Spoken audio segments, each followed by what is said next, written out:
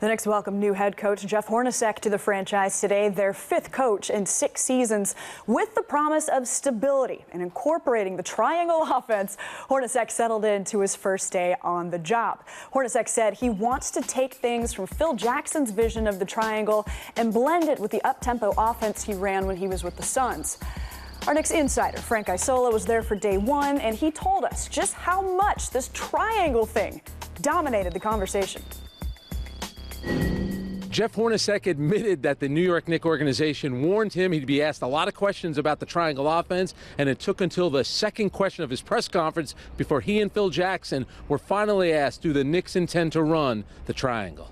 There must be something about the word triangle. Maybe we'll call it the circle offense. I don't know what. When you look at the way, to me, it's just a way to space the floor. Jeff was like, "Is this basketball?" And I said, "Well, I guess so." He said, "Well, I think we played basketball over the years, so incorporated in that system of basketball, no matter where you're at." It's something that we can run a lot of plays out of. It'll be a part of our offense.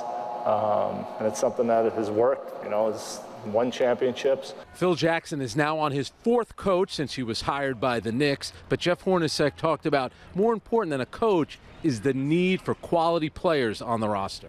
Stars, usually when they want to switch teams, it's because they want to go for that championship.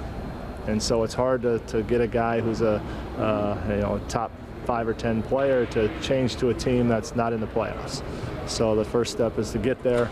And then, with Carmelo's influence, and hopefully they see a young Kristaps coming into his own over these next couple of years, that we can pull those players in here. Jeff Hornacek's only history with Phil Jackson is being on those Utah Jazz teams that lost to Phil Jackson's Chicago Bulls teams in '97 and '98.